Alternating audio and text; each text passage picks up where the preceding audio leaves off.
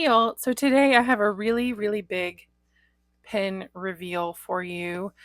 This is a really big deal to me. This is my number one of all time Grail pen, and I've actually had it. It's not an unboxing because it is for you, but not for me because I've actually had it for since 2023, like at least 8, 9, 10 months. Um, and have not really told anybody. Like my family, my parents know that I have it, and that's really about it because I don't know, I can't really explain it. It's very, very sentimental to me. Um, and I did not want to just get it and show it off. Like, I didn't just want this for content. Like, this was for me. This is something that I've wanted for at least since I want to say 2011 was when I saved the photo of it in my phone. It's literally the oldest photo saved in my camera roll on my phone. And I've never deleted the picture because it was always my Grail pen. And I had the opportunity last year to get one for a good price. Um, and yeah, I did it. And so I want to share it with you now. And yeah, let's open it up. So you can see here's the box that it came in. This is a limited edition pen from 1997. So this box is quite a few years old. And I'm not going to show you the label. I'm going to pull it out first, which I guess you'll probably see something. Okay, you're going to see this. So this is the Catherine to the Great. It is part of the Patron of Art series that Mont Blanc released every year. And so there's this little book in there. And here's the box. It's really, really shiny and pretty. This was purchased secondhand, so this box is kind of scratched. Didn't really notice that until right now. Oh, look, it used to have little feet on it, it looks like, that are not there anymore. I've seen a few of these that are like brand new, still in the plastic, but they're quite a bit more expensive. So here we go. Oh, I'm nervous. So here, I'll show you the inside of this box quickly. This was in some plastic when I got it, but here is my beautiful Mont Blanc fountain pen. It is in really good condition. There are some very, very light hairline scratches on it, but they're very superficial. There's a place right here that you can have it engraved, it looks like, because it's like a wide spot. It does say it's number 1117 out of 4,810.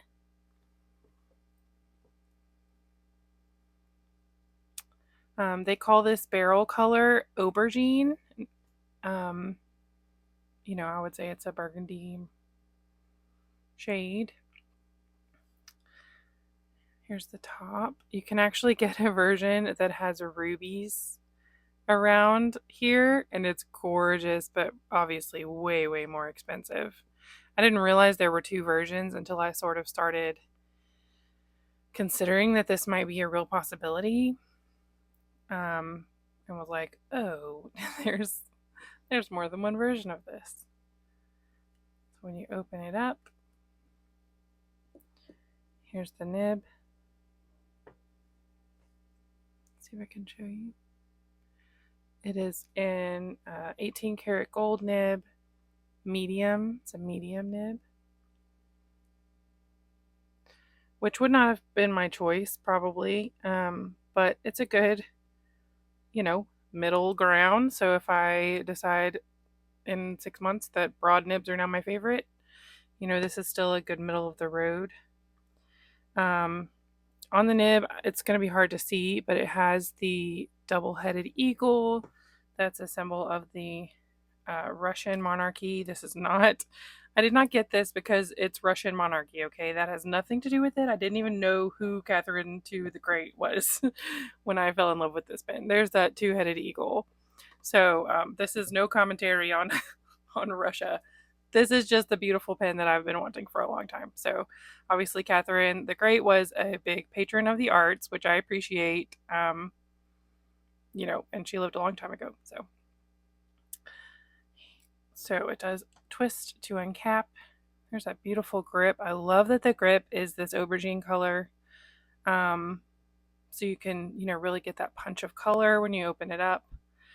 So this pen is a piston filler, and when I first received it, I was told by the seller that this was brand new and had never been used. Well, imagine my surprise when I go open it up and there's ink all over the nib and the feed, and it's very obviously been inked and dried up. So when I received this pen, I reached back out to the seller and I said, "Hey, he probably the seller was not like a fountain pen person.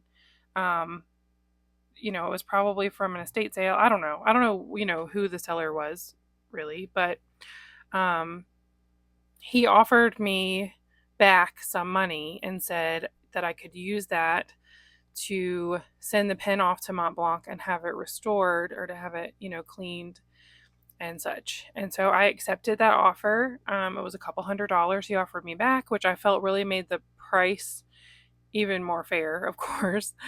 And then I decided, you know what? I really want to use this pen now. Like, I don't want to send it off. Oh, I'm having a problem right here. Okay.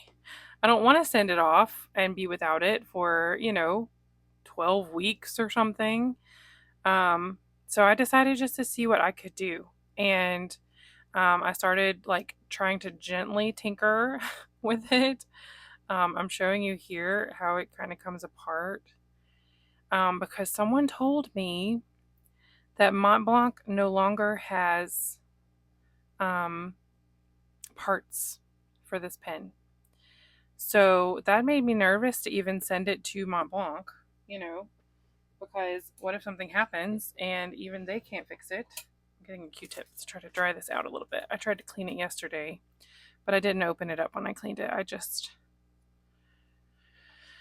It actually wasn't unscrewing for me like I thought it should. So anyway, I made the choice to attempt to clean it on my own, and kind of was soaking it and some things, and then it came apart. I figured out that it unscrewed here, and so I kind of went with that. Here's piston. You're getting kind of an insider baseball view of this as I kind of dry it out.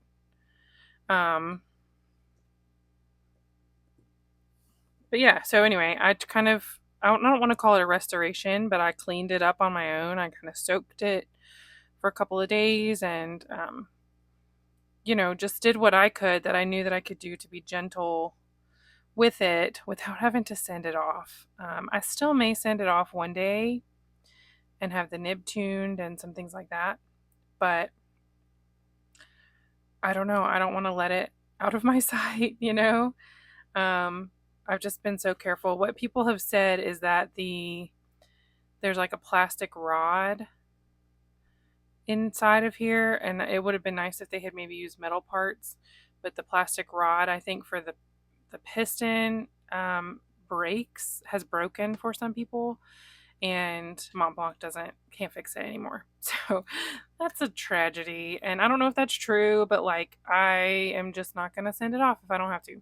So today I want to re-ink this pen. It's been uninked for a little while, and actually it's been sitting dirty, which is really a shame.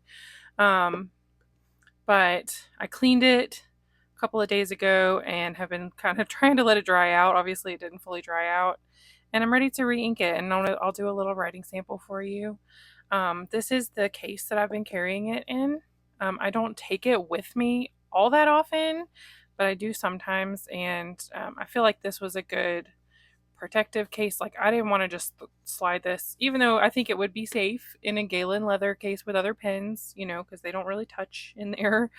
I am just extra careful with this, and truthfully, I don't store this pen usually with my other pens at all, because I just have some nerves about someone coming in and seeing my pen collection and deciding maybe this is something valuable and stealing it from me, and then this being in there. Because if I lost everything else, this would be one thing that I would very much not want to lose. Not just because it's expensive, but because it's sentimental. So,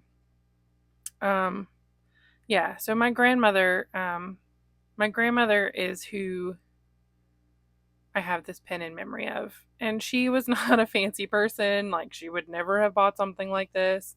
She, like, it wasn't her pen, but I have chosen that this reminds me of my granny. Again, she was very simple. She was not this decorative.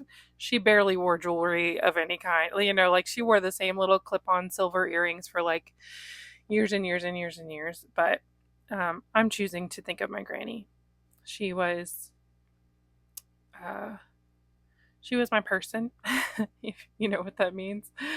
And I miss her every day. But I was blessed to have a wonderful, wonderful granny, who just I want so much to be like her.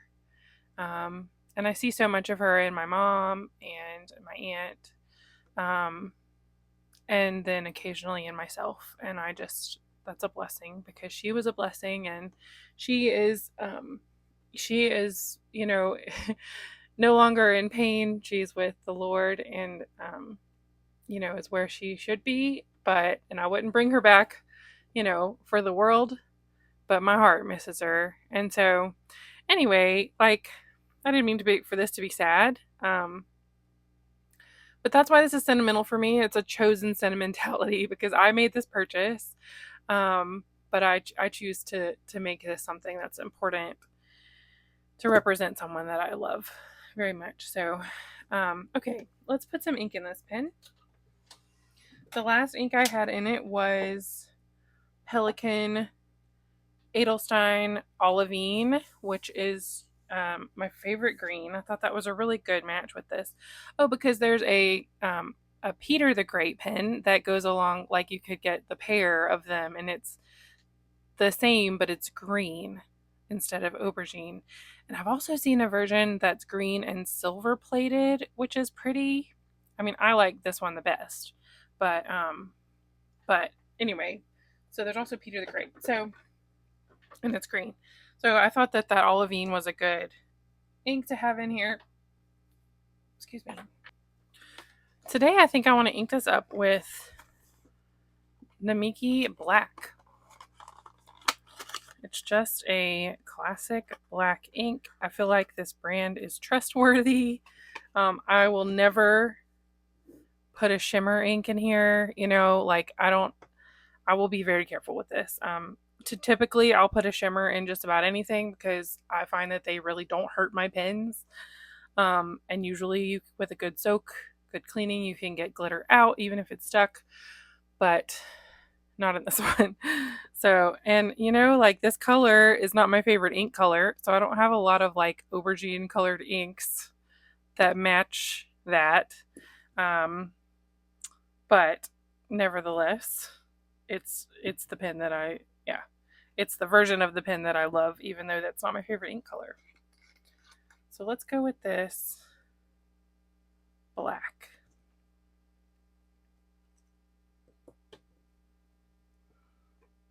I'm going to twist up the piston. I don't feel like one thing that I eventually might want to send this off for is that I'm not sure if the piston goes all the way up. I am going to, even though there could be a little bit of green or water still left in this pen, I'm going to twist it back down and then back up. So I could have just slightly tainted this ink bottle, but you know what? It's plain black, so I'm not going to worry about it. Ooh, that orange on the screen is so hot. Many of you know that my dad has a Mont Blanc pen collection from the 90s. He has not purchased one in many years. It was when he was in a different line of business and was using pens for his job constantly, and could afford or wanted to spend his money on these kinds of things. My dad is still a pen lover, and I have a Penterview with Papa Peachy that you can go watch, and he shares his whole Mont Blanc collection. It's a very chatty video, he and I just talking, but also he shows his whole collection of Mont Blanc pens. This is my only one. The other one that I would love to have, but just for fun, is the little one that's called the Baby, that is like comes in white or black, and it's just like a little small pen. I think when you post it, it becomes a full size pen, but it's just so cute, and it's kind of got this same chunky emblem on the top, and I just think it's precious. But I think it's pretty far out of reach for me, so this one was very far out of reach. So I think it might be another 13 years before I buy another Mont Blanc. All right, so let's do a little writing sample. Maybe this is deserving of the top of the page. And maybe this is a better, even a closer up for you. I know this light is not wonderful. I hope you can see this really well. This is just so special. And like I said, I don't take this lightly. Like this is a big deal. And I recognize that this is not something that most of us, and me included, can do, more than once in a lifetime. Oh my goodness. Okay, as I'm uncapping the pen, I'm actually unscrewing the barrel, so I've got to figure out. There we go. Yeah, that's a little flaw with this, is that that was how I figured out how it came apart, was on accident. I was trying to take the cap off and the barrel started to unscrew. So I hope I didn't just let ink into a place where it shouldn't be. This pen does not post, if you were wondering. Not that I would. Well, okay, actually it does, and it actually posts pretty securely, but I don't think I would do that. It's quite heavy. This gold plating on here is quite heavy. It really feels pretty good in my hand. But it is not a lightweight pen, So here we go. This is the Mont Blanc.